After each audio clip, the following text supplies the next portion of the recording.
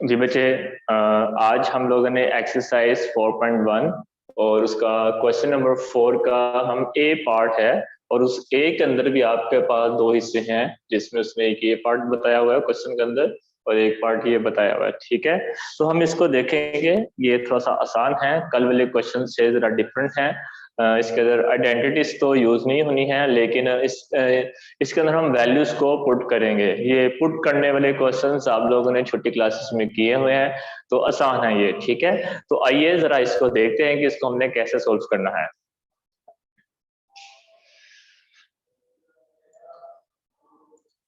तो question number 4A में आपके पास ये है। उसी तरीके से अगर आप बुक पे देखें, इसका बी पार्ट भी होगा। अगर आप इसका बुक में देखें तो इसका बी पार्ट भी होगा। तो ए में आपके पास दो हिस्से लेता है, जिसके अंदर उसने सबसे पहले x is equal to 3, y is equal to -1 और z इज इक्वल टू -2 ये लिखा होगा कि भाई आपने इसको फाइंड आउट करना है। और दूसरे हिस्से में x is equal to -1, y is equal to -9 और z इज इक्वल टू 4 लिखा हुआ है। ठीक है, तो अब जरा हम देखते हैं कि इसको कैसे सॉल्व करना है। फर्स्ट ऑफ ऑल आपने करना क्या है कि सॉल्यूशन की हेडिंग देनी है। ठीक है, सॉल्यूशन की हेडिंग देने के बाद आपने क्वेश्चन को रीराइट करना है। वो है आपके पास x cube y minus 2z and whole divided by x और z आ गया आपके पास। ठीक है, उसके बाद आपने क्या करना है, जो उसने क्वेश्चन में एक्स वाई और z की वैल्यूज दी हुई थी ये वाली, ठीक है, उसको हम बाद में करेंगे, पहले ये तो पुट कर लेते हैं। Put x is equal to 3, y is equal to -1। Question के अंदर ये सारा क्वेश्चन में पेपर में लिखा हुआ आएगा, और ये एक्स वाई जी की वैल्यूज भी वो क्वेश्चन पेपर के अंदर देगा। ठीक है, तो आपने उस वहां से देख देख के वैल्यूज जो उसने कहा होगा ना वही पुट करनी है। ठीक है, चले अब आगे आपको क्वेश्चन लगभग समझ आ गया होगा कि जहां पे भी x आ रहा है वहां पे आपको 3 पुट करना होगा। तो इधर आपके पास x है, इसकी जगह पे मैं 3 लगा देता हूं, क्योंकि इसकी पावर क्यूब भी है तो मैं ब्रैकेट में इसकी पावर क्यूब यूं लिख दी मैंने। आगे आ रहा है आपके पास y की वैल्यू क्या है -1, तो ये मैं ब्रैकेट में लिख देता हूं -1। उसके बाद माइनस का साइन आ रहा है, माइनस का साइन, फिर 2 आ रहा है, 2 को आप एज इट इज लिखोगे। फिर z आ रहा है, तो z की वैल्यू -2, तो इधर ब्रैकेट में मैं -2 लिख दिया। फिर होल डिवाइड का साइन आ रहा है, तो होल डिवाइडेड बाय, फिर x आ रहा है, x की वैल्यू 3, तो ब्रैकेट में मेरे पास आ जाएगी 3। फिर z आ रहा है, z की वैल्यू क्या है -2, तो यहाँ पे आपके पास क्या आ जाएगा -2। ठीक है, तो एक्चुअल में हमने किया क्या कि हमारे क्वेश्चन में जहां जहां पे x आ रहा था वहां पे हमने 3 को पुट कर दिया, जहां जहां पे y आ रहा था वहां पे हमने -1 को पुट किया, और जहां जहां पे z आ रहा था वहां वहां पे हमने -2 -2 -2 पुट कर दिया। ठीक है, तो हमारे पास यहाँ पे ये था x cube y -2z whole divided by x z. तो x की जगह पे मैं रिपीट कर रहा हूँ, x की जगह पे जो उसकी वैल्यू 3 थी वो मैंने 3 लिखा, क्योंकि x क्यूब था तो मैंने ब्रैकेट लगा के उसकी पावर 3 भी कर दी। उसके बाद y उससे मल्टीप्लाई हो रहा था तो मैंने ब्रैकेट लगा के y की वैल्यू जो कि -1 थी क्वेश्चन से देख के मैंने -1 लिख दिया। माइनस एज इट इज आ गया, 2 एज इट इज आ गया, z, तो z की वैल्यू -2, तो वो भी मैंने ब्रैकेट में लिख दी। उसके बाद नीचे x और z था जो मल्टीप्लाई हो रहे थे, तो मैंने बारी बारी x और z, इसकी वैल्यू 3 और -2 थी वो मैंने पुट कर दी। तो अब मैं क्या करता हूं कि इसकी ब्रैकेट को ओपन करता हूं। तो जब मैं इसकी ब्रैकेट को ओपन करूंगा तो क्या होगा देखते हैं।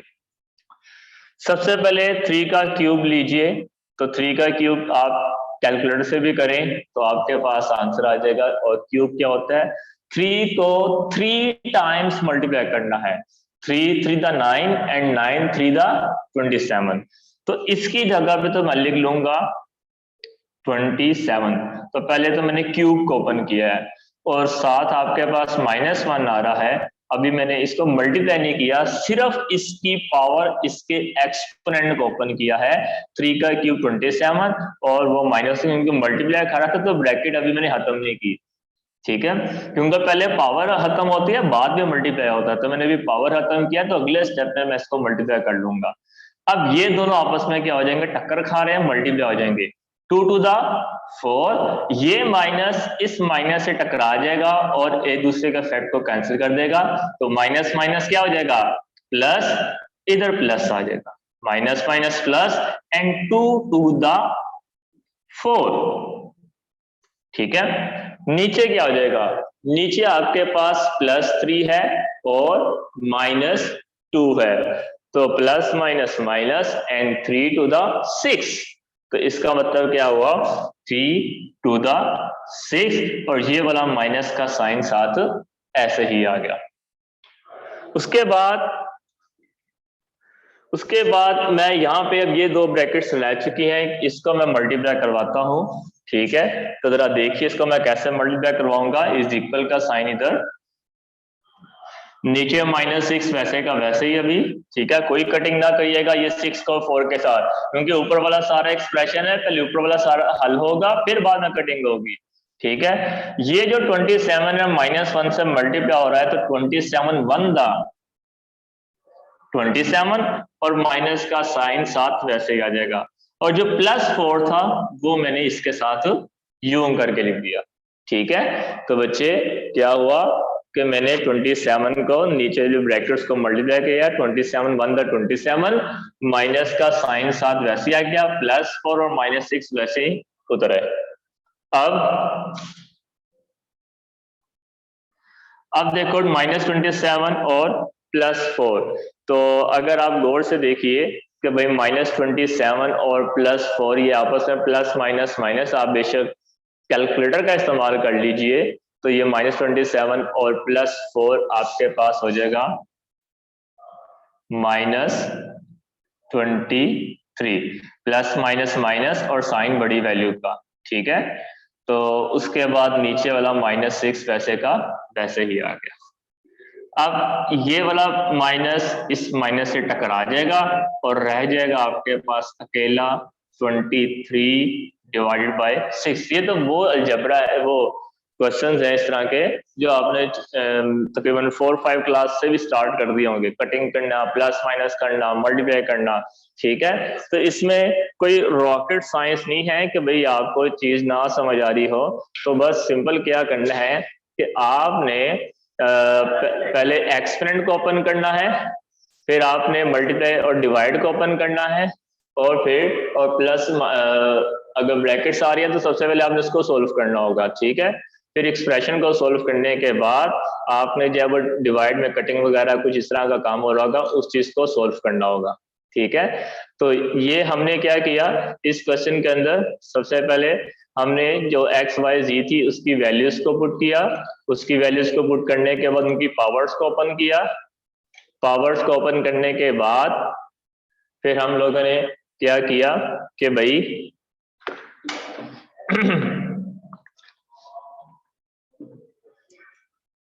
ये ऊपर वाली मल्टीप्लिकेशन करने के बाद ये प्लस माइनस कर दिया, फिर कटिंग होगी तो ये पीछे आपके पास बुक में ये आंसर लिखा हुआ है, ठीक हो गया।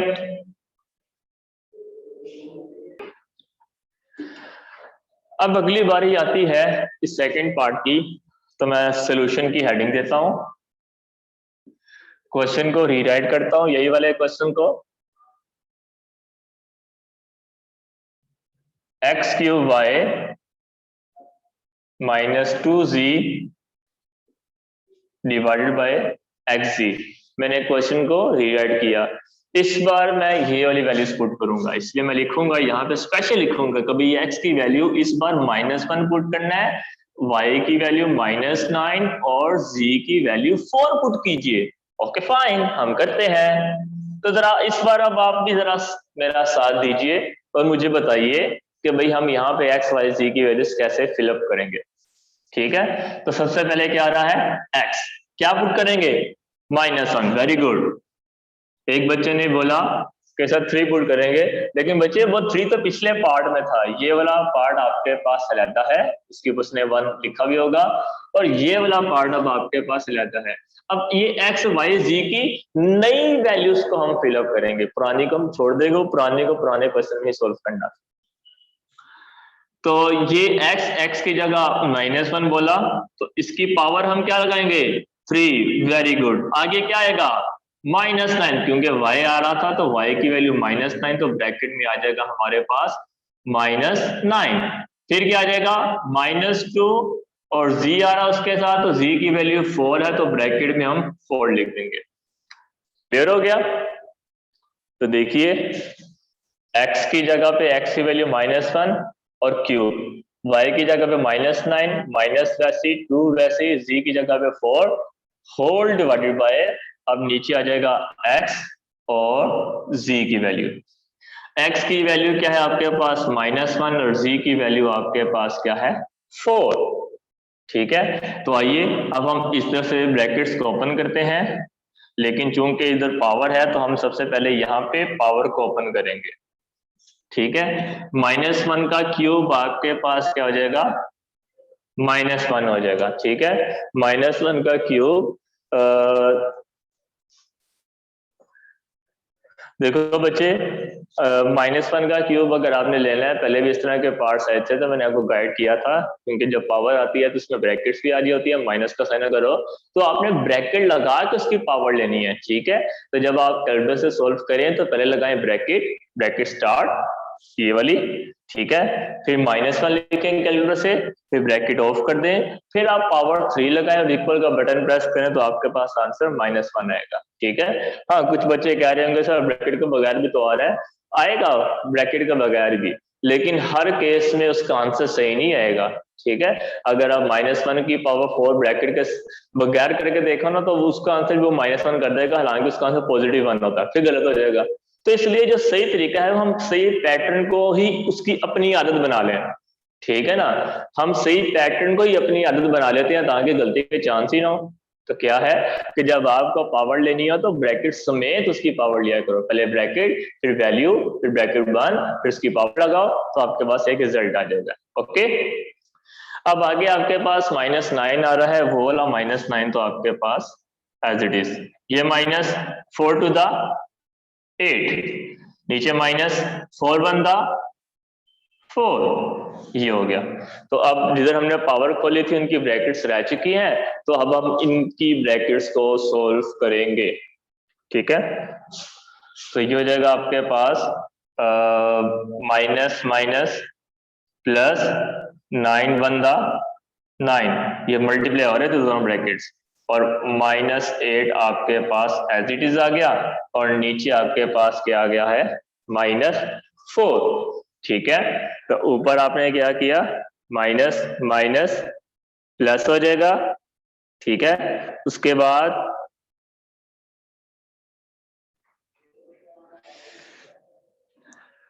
यहाँ पे जो है वो -8 एज इट इज आ जाएगा, और नीचे वाला -4 भी।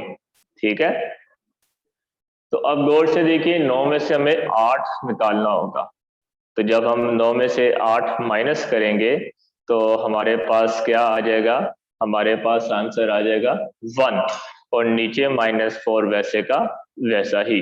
ठीक है, चलें आइए इसको जरा हम कंटिन्यू करते हैं।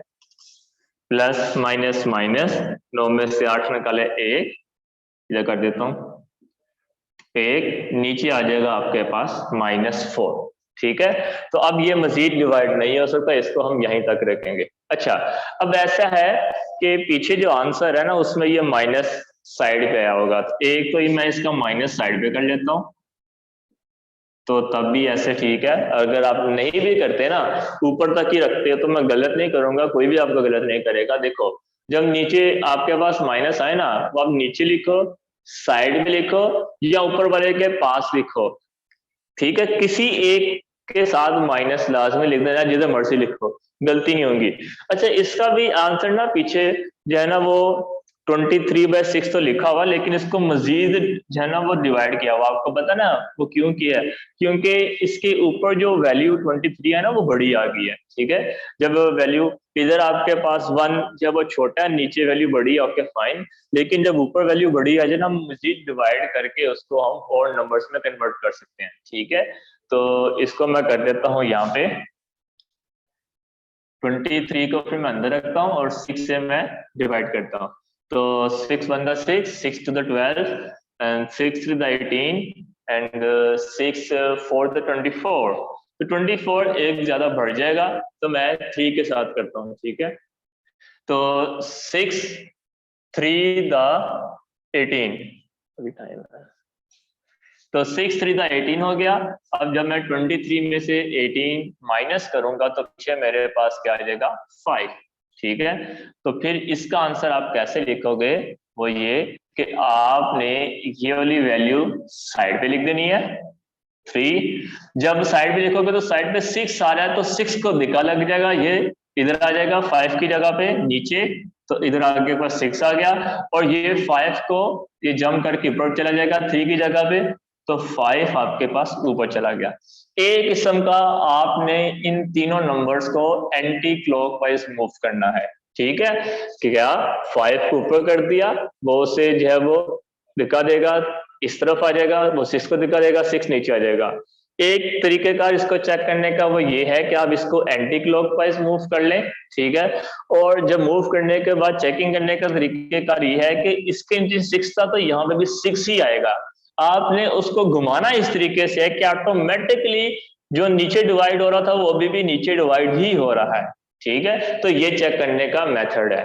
तो यूं अब आप याद रखिएगा, जब ऊपर कोई भी नंबर बढ़ा जाए तो आप नीचे वाले नंबर से उससे डिवाइड करके पॉइंट में नहीं, ऐसे या फ्रैक्शन में लेके जाइएगा। तो ये पीछे ये दोनों चीजें बुक में दी हुई हैं, तो ये इसका क्या होगा? फाइनल आंसर होगा। ठीक है।